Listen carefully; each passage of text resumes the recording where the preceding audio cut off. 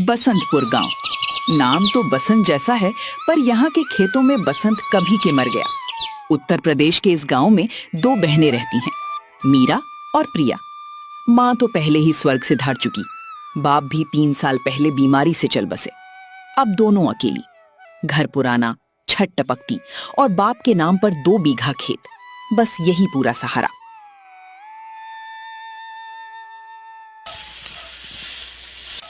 प्रिया, अभी उठ, सुबह के 7 बज गए, अभी तक नींद में हो। खेत में पानी लगाना है, नहर का पानी 8 बजे बंद हो जाता है, उठ जल्दी।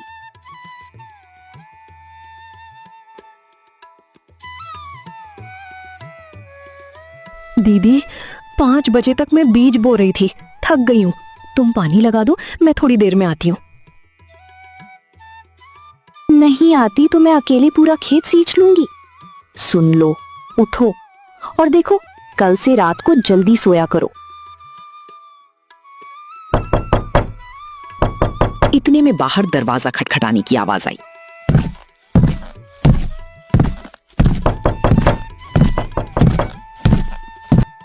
जोर जोर से मीरा ने घुट्टी पी और दरवाजा खोला। बाहर खड़ा था बाबूराम, साहूकार, हाथ में एक मोटा सा रजिस्टर, मुंह पर बेरुखी और आंखों में लालच। सुनो बहन, पिछले हफ्ते रुपए देने का वादा किया था, अब तो नहीं दिए। अब कल तक दे दो, नहीं तो ये खेत मेरे नाम ही लिखवाना पड़ेगा। बाप के जमाने का कर्ज है, अब तो ब्याज ही इतना हो गया है कि खेत से ज्यादा हो गया। बाबूजी, इस साल फसल अच्छी नहीं हुई, पानी भी कम आया, थोड़ी मोहलत दे दो। जैसे ही अगली फसल निकलेगी सब चुका देंगे।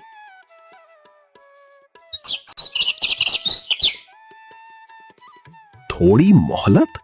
पिछले 3 साल से थोड़ी थोड़ी मोहलत दे रहा हूं, अब नहीं। 1 हफ्ता, इस हफ्ते के बाद मत कहना कि बताया नहीं। दीदी, वो आया क्या? क्या बोला? क्या बोलेगा, 1 हफ्ते में पैसे चाहिए। अब बता, कहां से लाएं पैसे?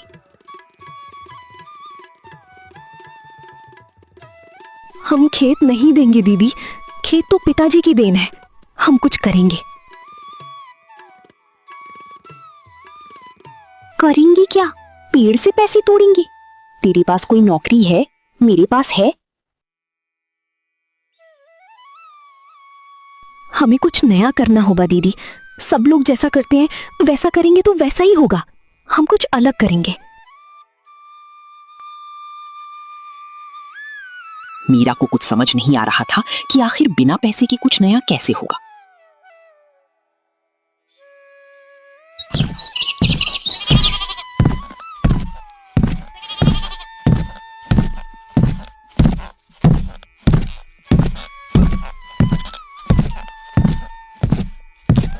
दोनों बहनें खेत की ओर चल दी। रास्ते में उन्हें भोला चाचा मिल गए, पड़ोसी किसान, अच्छे आदमी, पर उनके मुंह में हंसी रहती थी, चाहे मामला कितना भी दुख का क्यों ना हो। कहाँ जा रही हो बिट्टी? खेत?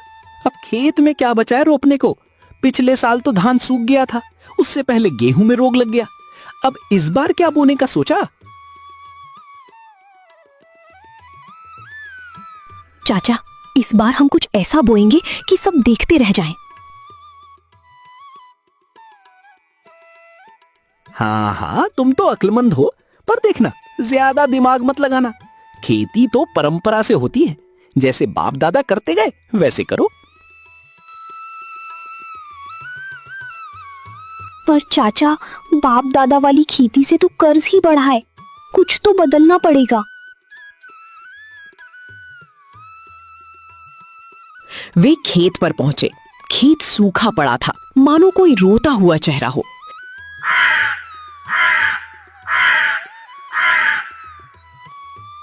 देखा, अब बता, इस बार क्या बोएंगे? धान, गेहूं, सरसों? दीदी, ये मिट्टी मरी हुई है, इसमें दम नहीं बचा। पिछले 15 साल से इसी में खाद डालते आए, केमिकल वाली। अब जमीन की चमड़ी उतर गई है।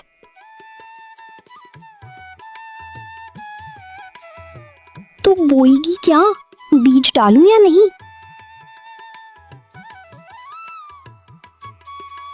हाँ डालो, पर ढंग से।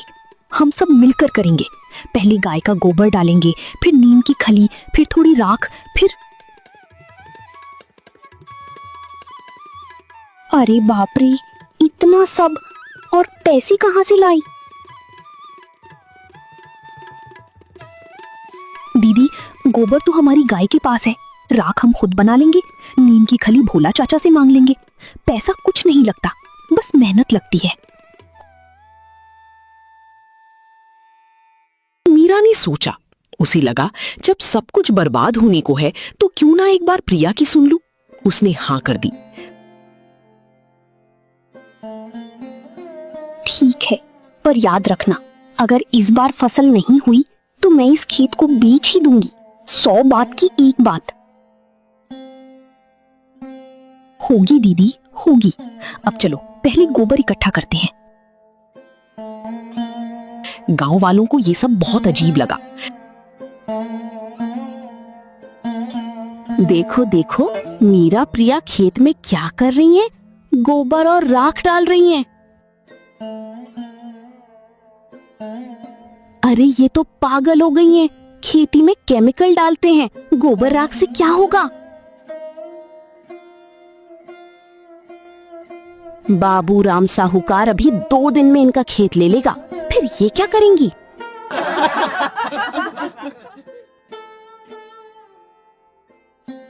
दीदी सुन रही हो? चौपाल पर बैठी औरतें हम पर हंस रही हैं।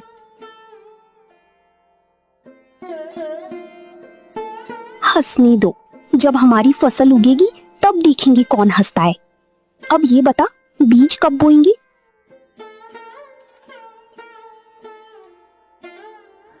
परसों। मैंने मुन्नी से कहा है कि वो अपने घर से लौकी, कद्दू, तोरई के बीज ले आए। उनके घर पिछले साल की अच्छी फसल हुई थी।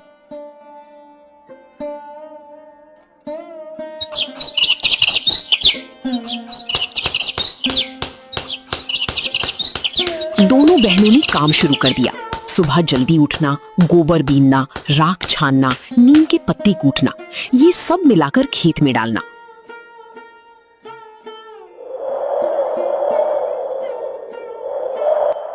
बुआई का दिन, बारिश हो रही थी, हल्की हल्की। प्रिया ने कहा कि ये अच्छा शगुन है। दोनों ने खेत में एक एक बीज हाथ से बोया। मक्का, लौकी, कद्दू, भिंडी, तुरई, सब कुछ। यहाँ वहां गेंदा के बीज भी डाल दिए।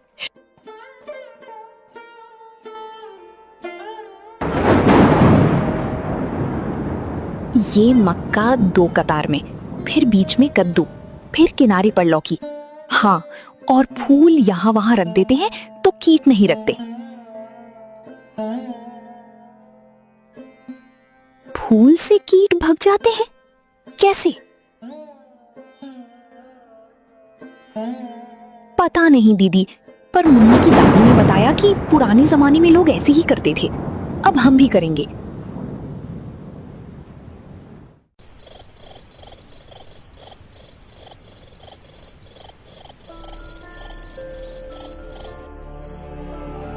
रात को दोनों बहनें थकी हारी चारपाई पर लेट गई। मीरा की आंखें नहीं लग रही थी।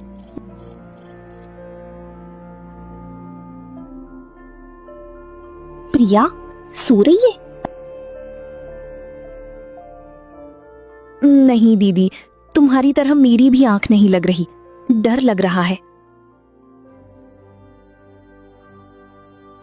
डर तो मुझे भी लग रहा है, पर डर से क्या होगा? हम करेंगे तो देखेंगे। अब सो, कल फिर सुबह उठना है।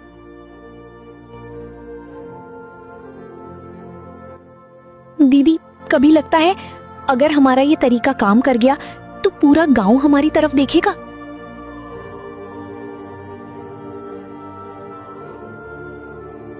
तू बस काम कर, गांव देखेगा या नहीं, पर हमारे पेट तो भरेंगे। अब सो। दोनों को डर लग रहा था, पर उन्होंने एक दूसरे को हिम्मत दिलाई।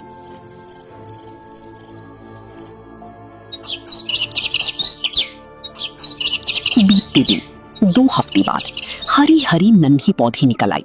मीरा का दिल गदगद हो गया, पर फिर अचानक एक दिन प्रिया भागती हुई आई। दीदी जल्दी आओ, लौकी के पत्ते पीले पड़ रहे हैं, कोई रोग लग गया है लगता है। क्या? अरे राम, अब क्या करेंगे? केमिकल दवा तो नहीं छिड़क सकते, तू तो कहती थी कि नहीं छिड़कना। नहीं छिड़कना, मैंने मुन्नी से पूछा है, वो बोली कि नीम के पत्ते पीसकर पानी में घोल बना लो, छिड़क दो, कीट भाग जाएंगे।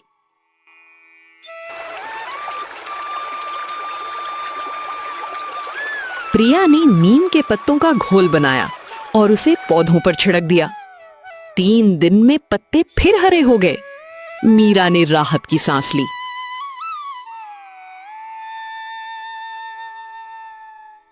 वाह, तेरा ये नीम का पानी सच में काम कर गया। अब क्या करें?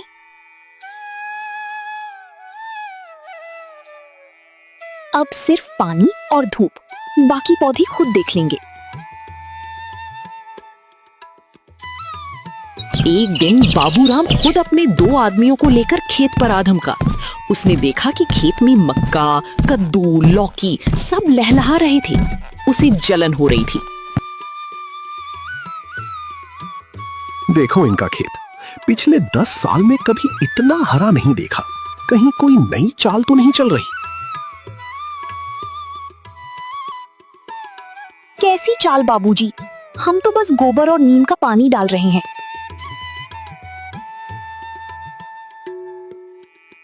गोबर और नीम? हाँ हाँ, हमें भी बताना कैसे होता है। पर याद रखो, कर्ज का हिसाब अभी बाकी है। तुम्हारी ये हरी भरी दिखावट मुझे मात नहीं दे सकती। बाबूजी, कर्ज तो चुकाएंगे, बस फसल पकने दो, तब तक आप सब्र रखो। सब्र मुझे सिखाओगी? 18 दिन में पूरा हिसाब चाहिए, वरना खेत पर ताला लग जाएगा। उसने कहा कि ये सब दिखावट है और उसने 18 दिन में पूरा पैसा मांग लिया।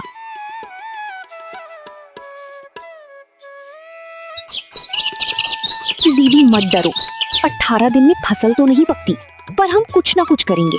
हम कुछ सब्जियां मंडी में बेच देंगे, थोड़े पैसे दे देंगे, बाकी बाद में। बाबूराम कहाँ मानने वाला है, उसे तो पूरा पैसा चाहिए। तो हम उसे भी दिखा देंगे। चलो, कल से सब्जी तोड़ना शुरू करो।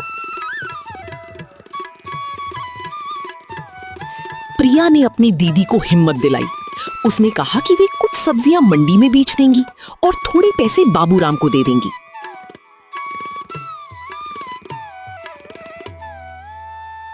अगले दिन सुबह सुबह दोनों बहनों ने सब्जियां तोड़ी।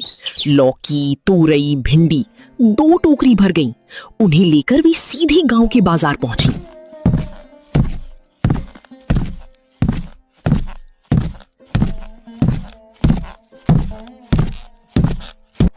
बाजार में तमाम सब्जी वाले बैठे थे। सब की सब केमिकल वाली सब्जियां बेच रहे थे। मीरा और प्रिया की सब्जियां थोड़ी छोटी थीं, पर उनमें एक अलग सी खुशबू थी।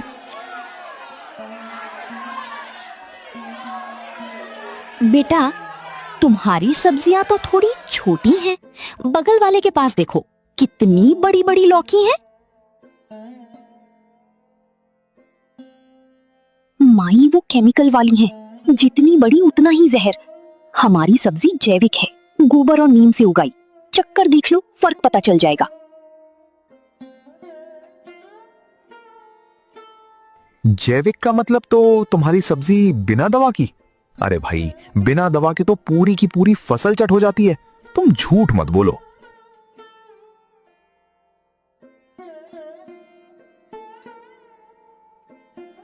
भाई साहब, हम मेहनत से उगाई है, कोई दवा नहीं डाली। देखना चाहो तो हमारा खेत चलकर देख सकते हो। अब खरीदना हो तो खरीदो, वरना हम दूसरे ग्राहक ढूंढ लेंगे। कुछ ग्राहकों ने उनका मजाक उड़ाया, पर फिर एक युवती आई जिसकी मां बीमार थी और डॉक्टर ने जैविक सब्जी खाने को कहा था। दीदी, ये सब्जी सच में जैविक है? मुझे दे दो। कितने में दोगी? बाजार से थोड़ा सस्ता देंगे क्योंकि ये हम खुद उगाते हैं। 5 किलो लौकी के 40 रुपए। ले लो, कल भी लाना, मैं रोज लूंगी। धीरे धीरे और ग्राहक आए। कुछ ने खरीदी, कुछ ने मुंह बनाकर चले गए, पर 2 घंटे में दोनों टोकरियां खाली हो गईं। मीरा ने पैसे गिने, 300 रुपए। 300 रुपए। कल और तोड़ेंगे तो और मिलेंगे। कुछ तो बाबूराम को दे देंगे, बाकी से बीज खरीदेंगे।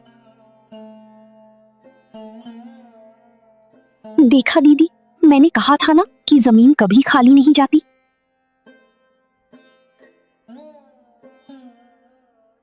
18 दिन बीत गए। बाबूराम आया, हाथ में रजिस्टर, मुंह पर वही पुराना घमंड।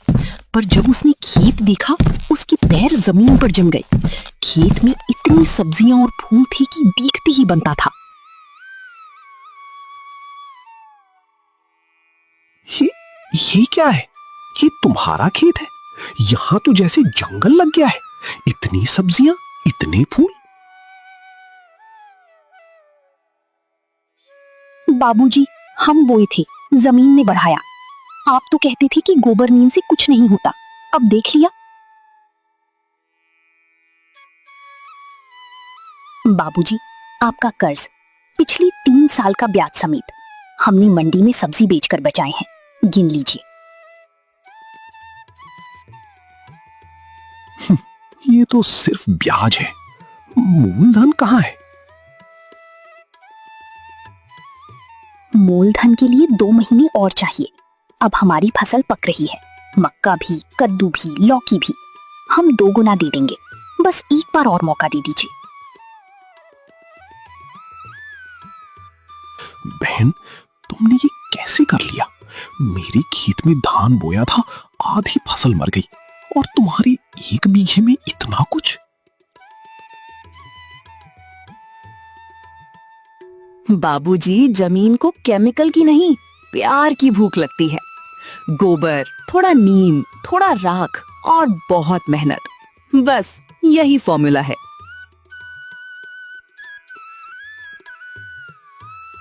बाबूराम खेत की तरफ देखता रहा। उसे अपनी खुद की जमीन पर केमिकल डालकर बर्बाद करने का पछतावा हो रहा था। बाबूराम ने धीरे से पूछा कि क्या वो भी ये तरीका सीख सकता है। प्रिया तुरंत बोल पड़ी कि जी हाँ बाबूजी, जरूर, हमें तो खुशी होगी। बस एक शर्त है, कर्ज पर ब्याज काम कर दो।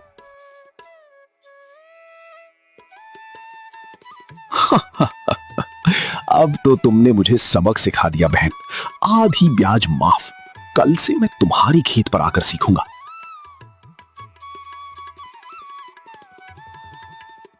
और इस तरह 2 बहनों ने अपनी खेती से ना सिर्फ अपना कर्ज उतारा, बल्कि पूरे गांव को बता दिया कि जमीन कभी धोखा नहीं देती, बस उसे समझने वाला कोई चाहिए।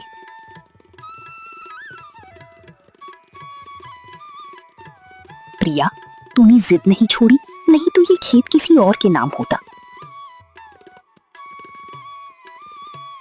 दीदी, जिद नहीं, विश्वास। जमीन पर विश्वास, खुद पर विश्वास और तुम पर विश्वास। अब चलो, कल से और बीज बोएंगे।